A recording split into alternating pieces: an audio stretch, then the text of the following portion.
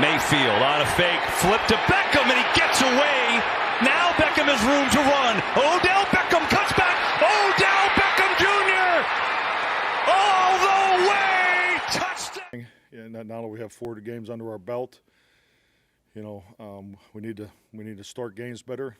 I think we need to, do a better job bringing our preparation to the performance, and that starts with me. So when your team performs and makes similar mistakes, 4 weeks is a pattern. So this pattern needs to stop, and that starts with leadership. So, and that's what that'll be the focus, come tomorrow. So you are what you are in this world. That's either one or two things. Either you're somebody or you're nobody.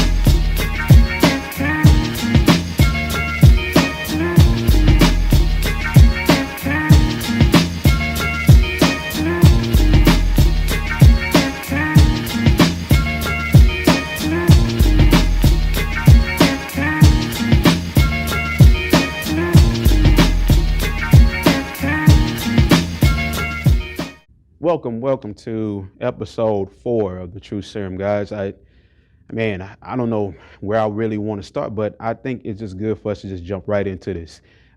Where we need to draw the line as fans is we just got to be honest. We can't play the position of hope forever. It's along the lines of being able to say, hey, I love the team, but I don't like what I see. Much like a family member. You love them, you know what they're capable of, but you don't like what you see. And more so, you want more for them to take the right mentality, but at the same time, you're wondering, is that what they really want for themselves? You want what you want for the team. You want what you want for the organization, for the future of the players. But if that's not their main focus, why are you wasting your energy? So that's what we're going to talk about. For the past 25 plus years, the Cowboys culture, what has it truly been about? You have Jerry being the front runner for everything that goes on with this team, right or wrong. He loves the attention, whether it's good or bad. In his mind, publicity is still publicity. Any form of branding, any form to get the star out there, any form of being able to sell whatever this product is, however it is more money in his pocket. It brings more attention, more money, more branding, more marketing. Let's talk about how over years and years, this team, as you get more players in the system, the spokes on the wheel, more of the same occurs. They come in, they have the right mentality, but sooner rather than later, they get lost in space, get caught up in the abyss of being a Dallas Cowboys football player. You go everywhere, they already handing you marketing opportunities. You're automatically getting so many endorsements. You're getting radio shows. You're automatically placed on a pedestal because you wear the star on the side of your helmet and you put on that blue and white jersey. And now people know your name. Let alone the fact that you haven't performed any particular historic performance as an individual player. None of that. Just the fact that you are wearing that paraphernalia, that apparel, the fact that your name is on the back of the jersey and you got a star inside of your helmet. Now you have reached an apex of success. That's what the culture has been bred from for years and years. And we as a fan base have placed ourselves under the belief that the team is doing the right things because they say the right things. Let's not lie about it. They say the stuff that we want to hear. And then when you are a writer or a fan that's truly a realist, and you diagnose certain things that you hear and you come to certain conclusions, then at times you can be casted out as a leper because you are already automatically deemed a hater because you choose to see it from the realist perspective versus a fan. And then when things do happen that are negative, embarrassing, such as against the Browns, you end up setting yourself up for disappointment, frustrated, angry, wondering why did this happen? What's the problem? Why this team can't figure it out? But leading up to it, you automatically knew there were always telltale signs that you chose to ignore in the name of being a loyal fan. The head coach. I'm not blaming McCarthy. He just got here. But there are some things that I picked up on from that press conference that he spoke on that's starting to show itself. Whether that was the hiring of his buddy Mike Nolan to be a defensive coordinator and implement the probably most complex defensive scheme to where the team doesn't know on defense what they really want to be. They talk about putting the best players out there on the football field, but yet and still you got guys like Darius Thompson as a free safety constantly getting opportunities versus Donovan Wilson, who was killing it in training camp a year ago. Or putting Jalen Smith as a middle linebacker because it's Jalen Smith and he getting paid a lot of money versus performance, when you got other guys who might be looking to make more plays, but because you don't know who they are, you don't trust them, you automatically defer to a player who can't run because he got cinder blocks for feet. Those kind of decisions. You talk about putting best players out there on the field, but the truth is you have certain players that you see with your eye that you believe are best players, and then you trust them more than you trust common sense. Terrence Steele, a right tackle over Brandon Knight. Let's be honest. Like, these decisions are what causes the Cowboys to fall behind the curve, and they're supposed to be amongst the coaching staff the brightest and the most experienced. But right now it's a lot of experimenting, just trying stuff. Nobody has a clear plan of action. Where's the accountability? Who is this going to fall on? McCarthy's saying it's going to fall on him. Okay, I get that. I love hearing that because Garrett didn't do that. He never talked about him being the fault.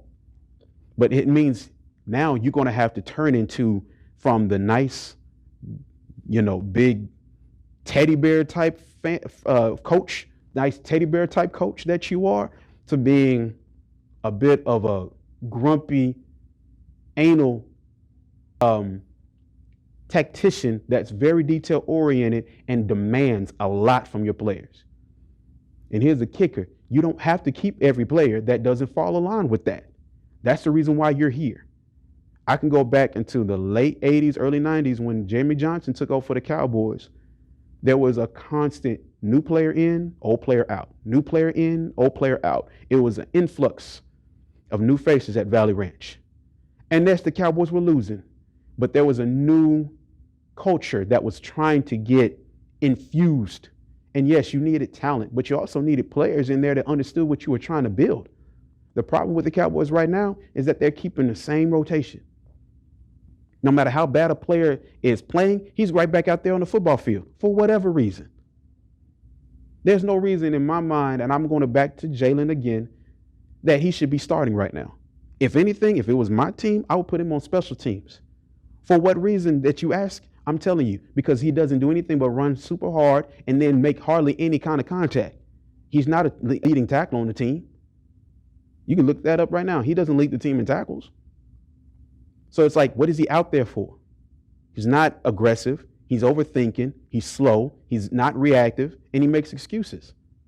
Then on top of that, on special teams, he's not even instinctive enough, and I'm going to get to that in the star down, to just fall on the football. He wants to pick it up and run with it. And you're 98 yards away from your end zone. Give me a break. So we're talking about shuffling in new players, talking about getting this team back on track and shaking things up. They need a shake. Nobody should be absolved from any form of criticism. Dak, Zeke, O-line, coaching staff, everybody should be automatically on a chopping block.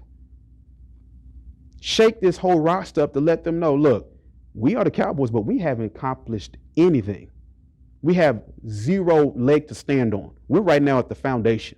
I don't care how talented you think you are. We have nothing to stand on. We didn't win a division last year. We didn't make it to the playoffs last year. We haven't done anything in the last 25 years. I've watched and coached against you guys.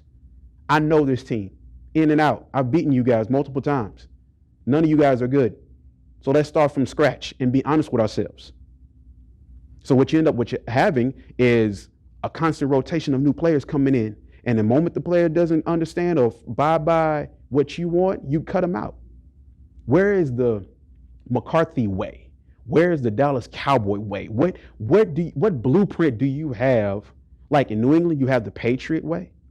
Where do you have in your head a football player supposed to be wearing the blue and silver? What does he look like? What is his mentality for his daily approach? Is he constantly on social media? Is he constantly talking on the radio and in television interviews? Does he sell a whole bunch of paraphernalia? Is he all about ball? He doesn't spend time giving all the attention to the things that don't matter?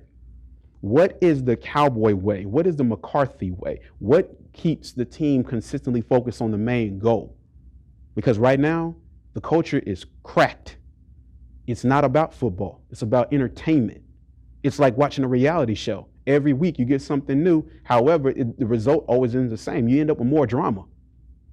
And we're drawn to that stuff like we are addicted to dysfunction. And it's porous of us as a fan base and sadly on the organization because all they're going to do is keep selling it out. Why? Because we keep buying it. It's like a drug dealer.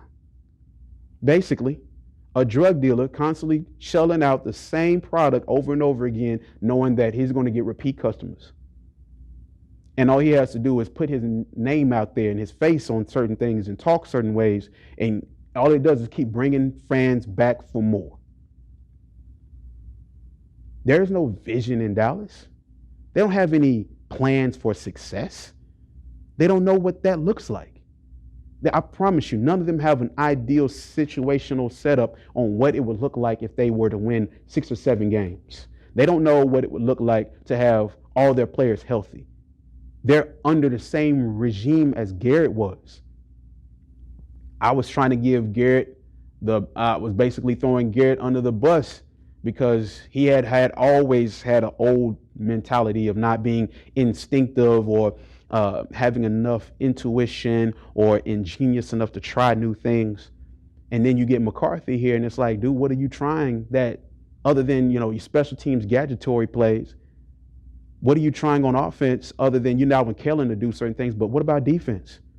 What do you know about defense, man? You've been on offense all your life. You've been coaching offense for almost all your life.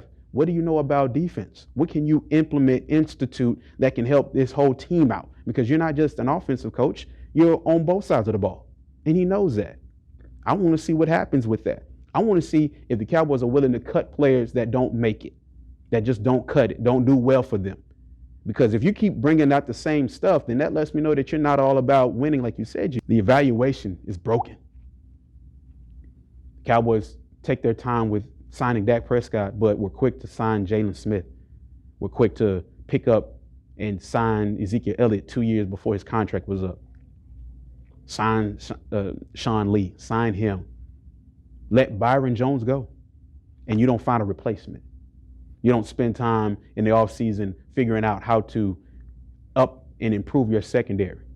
A safety is right there on the market, but you choose to overlook and say, no, we're better without him. And I don't know what the issue is with Earl Thomas. He's still available. However, I'm looking at the Cowboys' evaluation. Specific position groups is porous. You can't tell me that you know how to build a championship team if your secondary has given up X amount of yards. You don't have any Pro Bowlers back there. Your linebackers are always injured. And in your defensive line, you're predicating that on what you overpaid for a D lineman to produce for. And then you end up grabbing a whole bunch of other guys who still haven't done a thing. Alden Smith, yes, he was a lead sack leader, but it's always about what you've done for me lately. Yesterday, where was he? What did he do? Nothing. And that creates more question marks on who's holding these players accountable. Who's sitting players down and getting on their butts when they make bad decisions on the football field? Who's holding these guys accountable? And when they don't do well, are they available to talk more, or are you putting them on the bus and getting them out of here? Are they still around to hang around and do the same junk? Or are you trying to shell them out and say, look, if you don't cut it, we cutting you? That's the only way this thing will shake up, is if you start making examples of players. It's going to frustrate them. It's going to create more issues, but I promise you, you're going to get a better product on the football field, because they're going to realize, look, my job is up for grabs. If I don't handle my business, I may not have a place to sleep. I may have to be looking for work outside of the sport that I gave my life to become legitimately good at. Do I want to lay blame at McCarthy? Yes, I can. And unless he becomes like madman, similar to Parcells and Jimmy with his approach, Cowboys are going to be right back in the same fold of folding under pressure. Do I believe he can change it? Yeah, but he has to become different. If he's that kind of coach that I think he is, where he wants all control, like I've been told he was, then it's time to do it now, because you had a fork in the road. You haven't even played a divisional opponent yet. And these games are not necessarily as easy as people want to tell you. They're going to play Cowboys tough.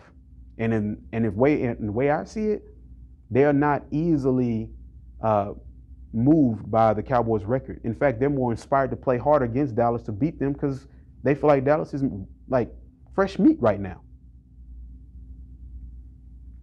And I'm basically at a point where I don't want to be willfully ignorant anymore. I'm going to call it out like I see it. Dak Prescott can throw 500 yards and you still lose. Your running game has been non-existent for the past 3 weeks. And you have zero to show for a lack of turnovers. That's basically a foreign concept like never before. And you still don't know who to blame. You still don't have playmakers at key positions. You just got a bunch of bodies wearing the star. This team is going nowhere fast, and if they don't figure this stuff out, heads are going to roll. I've never seen such embarrassment as a Cowboys fan than I saw yesterday.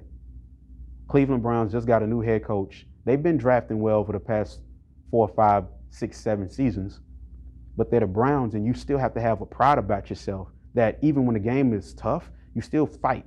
The Cowboys didn't fight until the game got way out of hand. Then they had to depend on special teams, a luck of the draw again, and then somebody out of position hurts them. Aldon Smith doesn't make the play, and Odell Beckham is racing all the way to the end zone. 3 touchdowns. Feeling himself. All I know is it's like at some point, players got to stop being soft. Players got to get tired of this and wake up. But it's like you're stuck in a matrix and you don't know how to get out. Somebody has to be the Morpheus around here and unplug these players from their mess. Because the machine is bigger than them. But if they don't wake up, it's going to swallow them, and they're going to find themselves wasting away wearing the star, but thinking that they are better than they are because they wear the star. And that's embarrassing. It shouldn't be this way. But I promise you, the Cowboys organization doesn't have any direction at all. And it's on McCarthy. He better figure it out quick. Let's get to that star up, star down. My only star up is CeeDee Lamb. The only bright spot of that team. Dude had 2 touchdowns, 2 of his first career touchdowns in a game that Cowboys should have won. You got this really good wide receiver who is growing into his own, getting better and better every week. And the Cowboys are wasting away. It's unfortunate because he's too good to be wasting away here, period. And he's just a rookie. Star down. Let's get to it. Coaching decisions. I don't really want to know, with your coaching decisions, why did they decide to go with Terrence Steele over Brandon Knight? And think that the Cleveland Browns were not going to line him up and have Myles Garrett across him. What was the thinking behind that? I don't know. But I knew as soon as they left him by himself, he was going to fly right by him and get a sack. And sure enough, he did. I watched that whole sequence. Zeke was on the left side of Dak, Myles Garrett. Right behind Terrence Steele, tries to throw the ball, literally tries to release it, bam, ball pops out of his arms.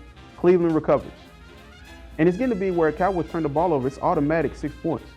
Automatic touchdown. There's no, the Cowboys force a 3 and out, or they force a turnover, woo, that's a foreign concept, or even a field goal. No, they automatically give up a touchdown. There's no ifs, ands, or buts about it. It's automatic 6 points in the most interesting way possible. Then you wait till Darius Thompson, who you decided to start, he hasn't given you anything to let you know that he's legitimately a serviceable backup. He's a special teams guy, no less. Put him back there, and the first, if not third or fourth play by the Cleveland Browns was a wide receiver pass by Jarvis Landry to Odell Beckham. Darius Thompson way behind the play. Then after that, here comes Donovan Wilson, the player that the Cowboys fans have been pleading with the organization to go out there and play. And it's getting to be just like it used to be, where they don't trust throwing backups out there until it's just terrible. And I'm like, how often are y'all gonna keep giving guys chances to blow games before you start throwing other guys out there? And then just doing interchangeable. What is that there to lose? Interchange these guys. They're not showing you anything when you start them. You're trying to give them the benefit of the doubt. For what? If their egos are fragile because they're losing their jobs, they don't deserve to be football players in the first place. It's a part of the job. It's what they get paid money to do. And if they fall short, that's on them. 307 yards rushing. Run defense. That's the most the Dallas Cowboys defense has given up in franchise history. I don't even want to get into it, but anybody can have ran through that defense. I could have ran through that defense and got about 60 yards rushing. Period. And at the end of the game, towards the end of the game, Cowboys finally get the game within reach, 41-38. 3.5 minutes left. Both teams have a timeout apiece. What possessed you to kick the ball in a skip fashion and not go deep and actually get a touchback and force them to go 80 yards to beat you? And even if by chance they kick the field goal, you force a field goal, you still have a chance to win with a touchdown. You've been able to score at will within 2 minutes or less, going 80 to 60 to 70 yards in a drive. So why don't you make them beat you down the field like they normally did? They hadn't shown you throughout the first half of the third quarter. They had a few plays that worked, and then after that they stopped trying to score. You didn't make them pay for that. You bailed them out. And then you had a special teams mistake happen by your star defensive player deciding not to fall on the ball. He tried to pick it up, and it's like, why? Don't you understand that if you touch it, it becomes live? Don't touch it unless you're going to fall on it. Do not try to pick it up. It never works. That star up and star down lets me know, and it should let you know as a fan, that the Cowboys got a lot of work to do. A whole lot of work to do. And it starts with looking at themselves in the mirror and asking themselves, what do they want to be? Do they want to just constantly be an entertainment team? Because they're doing a great job at that, because they're going to entertain. Or do they want to be a team that's building towards a championship? Because it's going to look ugly if they're trying to do that. But if they want to look pretty and entertaining, just keep doing what they're doing. And I honestly believe that's where they're headed. They just want to look pretty because that's all they care about. I believe they don't have the mentality that they want to have, because there's no way to get around it because of the powers that be. I'm talking Steven, I'm talking Jerry, I'm talking Will McClay. Y'all's evaluation of talent sucks. Y'all evaluate talent like trash. Y'all have no business sitting up here telling us about players that y'all believe are legitimate pieces for championship contenders, when you can't evaluate defensive secondary players and you let one go in free agency who was the best that you ever had in the last 20 years. Matters if he got turnovers. He was still a guy that lined up against the best receiver and gave him a hard time. And you play a linebacker who can't run from here to there without looking like he got lead in his feet. It's embarrassing. Or you put an offensive lineman out there who obviously have no talent, but they get exposed. It's unbelievable. So I'm at a point where I'm just going to watch and tell you guys over and over again, this is the move they decided to make versus the move they couldn't make. They could have done this, but they chose to do that. Why? That's it for this week, guys. I'm going to jump in and we're going to sit back and watch what they do. Are they going to jump and make some crazy decisions, or are they just going to stand pat and say, well, we'll just stick it out. Hopefully things will work out. We got the Giants here, easy opponent. Or are they going to shake things up? Because if you shake things up, you might get the better response versus just letting things stand pat because everybody thinks it's cool. Hopefully they're watching the film and learning about the dumb decisions they made that cost them a game that they should have won. Next week, they got the Giants. See what happens. I don't really have much hope, but at the same time, I will be tuning in. I hope you guys do. Be patient with them. I'm through being patient. I don't know what to think anymore. It's just, the reality is they have so much going on in their minds. They don't know what they want to be. It's a mess. That's what the Cowboys are, a complete mess. Have a blessed week, guys. It's the Truth Serum. Peace.